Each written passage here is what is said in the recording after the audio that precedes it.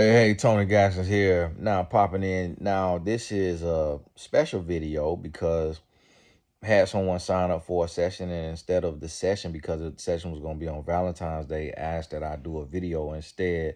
So I'm doing a video of the session, reading the email, the nutshell. Can or should I file for divorce while my husband is in rehab? Now I'm late on this because, Valentine's and all that got a little bit in the way, threw me off, and then traveling with my son. Caveat: I was the one who asked him for a year to go.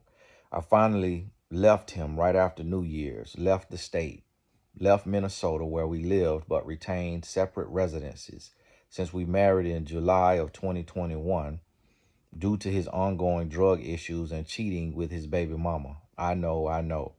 He has gone to rehab two other times since we met, both after we married in summer of 2022 and January of 2023, and each time he has gotten better. He has been off opiates a year but continued to abuse Adderall, which he claims was the reason he cheated and also had anger issues. I know this sounds horrible, and I should have divorced him long ago, but we have that classic soul tie you talk about. He says he was never in love before me, never happy till he met me, etc., etc.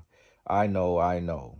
So if that was true, then why then still cheating?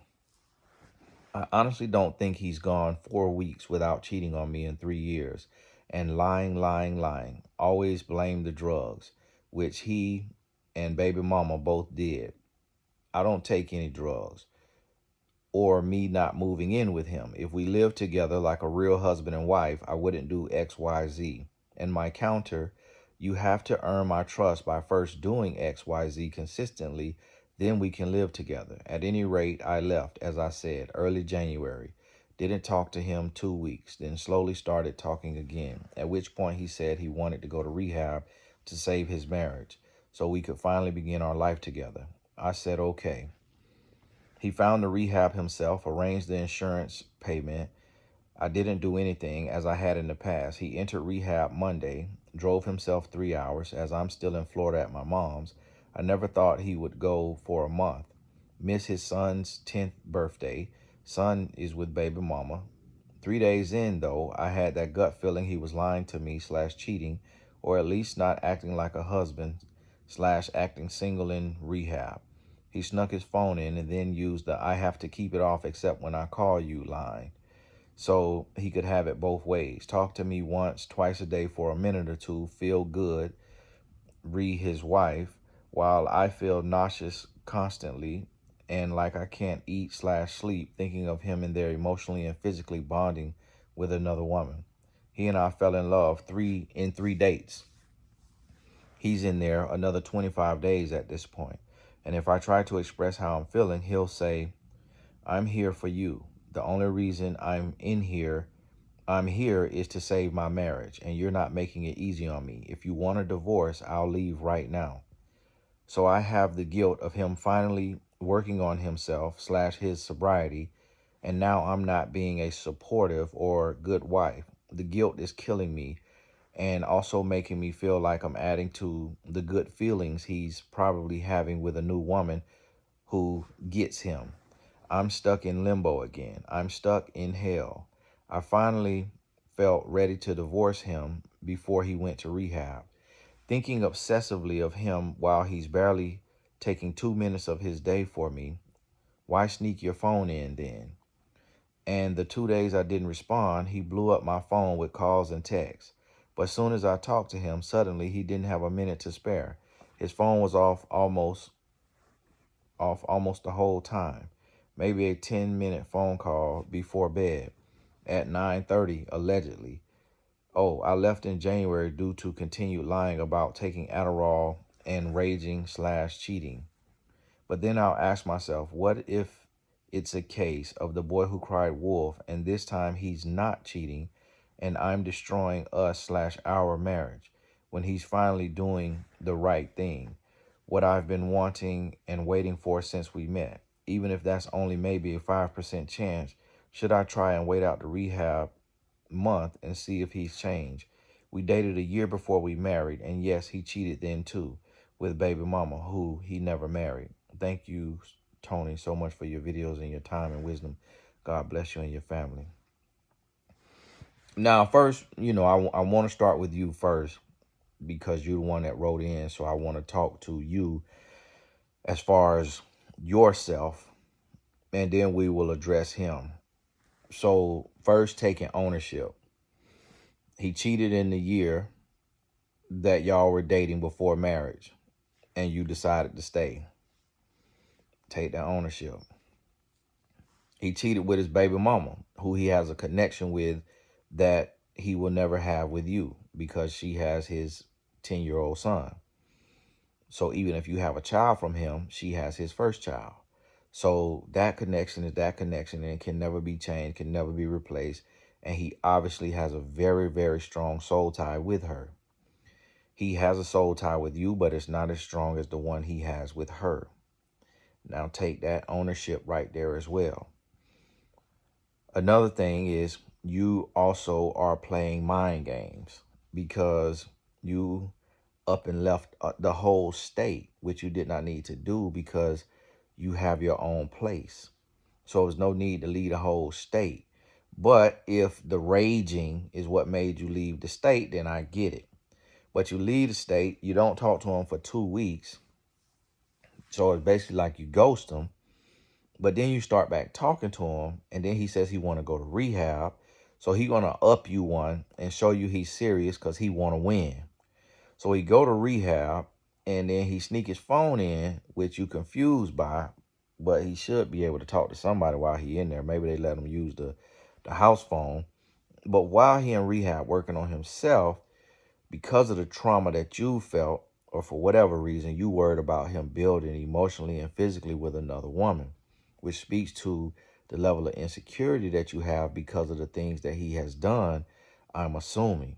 So if you have that level of trauma that you would think he would be in the rehab center cheating with another woman, that's a very high level of trauma that you may not be able to handle going forward in this relationship with him.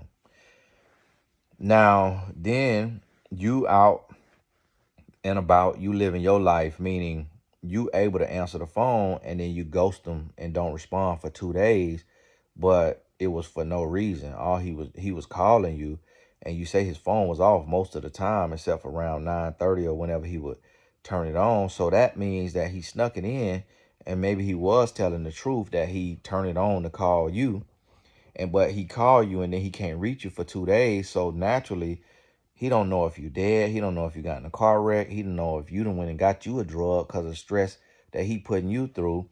And so, yeah, he blow you up. And then when you call him, he only got a couple minutes to talk to you. And of course, he's not going to have time because remember, he snuck his phone in. He's not supposed to be on his phone. So you can't gaslight and trigger the man and then get mad when he got to adhere to the rules that of the rehab. Now, he is not without blame, but when you can see what he's doing, you have a choice. And then when you choose clear-headed, you're not on a drug. So you get with a clear mind to assess what he's doing and make a decision. And you are assessing what he's doing, and you're making a decision to stay. You made a decision to marry him after he cheated. Now, you have to think about this. As far as addiction is concerned, that's something that is like for therapy, because addiction has patterns, and so addiction is studied, and a therapist will have a treatment plan for him, but you'll be able to work with an addiction therapist somebody who studies addiction, and he or she can give you a plan as a accountability partner, as a support system, to make sure you're not enabling him, reinforcing the wrong behaviors. And so that'll be a plan that you do outside of that. On the coaching side, it's really more so about you evaluating your heart, evaluating your mind, evaluating your choices, and seeing the role that you playing in this relationship and what you can do better, what you can do differently as far as self-love is concerned, and reading and responding, meaning looking at the signs you being shown and then making a decision based on what you can see versus you just dealing with and putting up with what he has going on. And me understanding men, not addicts, just men by ourselves, men cheat for no rhyme or reason. And if a man got a soul tie with a woman, that he gonna keep cheating with that woman even when he married, then that's the woman that truly has his heart. And that's the woman that he really wish he could make it work with. And any woman after that will only be a pawn on his chessboard. You really will be a pawn to make his baby mama jealous and to make her feel like he's trying to move on and to make her feel powerful when he comes back and he deals with her. So what he's doing with you is he using you to show her that he truly loves her way more than he loves you. And that's why she has the power for him to come back and cheat with her while you're sitting there being mistreated and being gaslit and drugged through the mud. He's showing his baby mama that she is the witch doctor and she got all the power, and that he will take another woman through all kind of pain and heartache and headache to get her back and to show her what he willing to do to somebody else because of his love for her. And she get to stroke her ego and deal with him and cheat with him, but it's not for him and it's not because of her love for him necessarily. She got feelings for him, she got love for him, she had his child. Child probably remind her of him, but she also getting to stroke her ego and feeling like, oh, he really loved me. And maybe one day he'll get right and he'll come back to me and we can make this thing work. You also don't know if he in rehab for her as well. Because remember, you ghosted him and you left, went to a whole nother state, went to Florida from Minnesota, and he didn't hear from you for 2 weeks. So he could have kind of wrote you off, so to speak, and then went to go deal with her out of revenge and resentment. And then when he told you he was going to rehab, he could have also told her he going to rehab because he getting ready to go through a divorce and he want to clean up his life so that he could come back to her because she might be done cleaning up her life or trying to clean up her life. Also, the fact that she do drugs too, the baby mama do drugs, she also could be his supply. She also could be his dealer. He also could be bumming drugs off of her, or she bumming drugs off of him, whoever getting these prescriptions for these opiates or going to the street to buy them. And this here Adderall. Now this sound like a white man here. Not to say that black men and other people can't, get into all this stuff, but just having the insurance and the money to keep going to rehab bike to bike every 6 months, and to be getting opiates and Adderall, that's just not common in blacks and Hispanic men. So if this is a Caucasian man, that's a whole nother thing in itself, because if he can afford them drugs for the rest of his life, that's going to be a hard battle for you to fight and a high mountain for you to climb. So just out of evaluating things, one thing you could learn from the lady that's online on TikTok is when you see the red flags, you need to respond accordingly. You have to check your desperation and you have to see, okay, am I at this point doing this to myself? Is this about a toxic, cheating, abusive, drug addicted man? Or is this about me not valuing myself and having enough self-love, self-worth, and self-respect to recognize what I'm being shown and to respond accordingly, to move accordingly? So this is an internal issue that you have to deal with. And, you say y'all fell in love after 3 dates. You fell in love because you was desperate for love. You should never fall in love in the 3 days. You shouldn't fall in love within inside a year. because it take you 12 months to evaluate a person and see who a person is. So you fell in love because of the state that you were in and because of the desperation. Now he must look real good or talk real good or smell real good or have good money. It was something else that played into there with that personality he got that made you fall in love in 3 days. And again, remember, you fell in love. He didn't fall in love. Men don't fall in love like that. Men, it's hard for a good man to fall in love in 1 to 2 years. This man here is not even no good man because he's a liar. He's a cheater. He's a rager. He an addict. He may be incapable of falling in love at the state of life that he's in. So understand that and be very clear about that. And then, so understanding that he is not in love with you, understanding that he does not respect you, understanding that the soul tie is not with you, it's with his baby mama, meaning the real soul tie. He got a little tie with you, but the real soul tie is with his baby mama. Understanding that you don't know that he's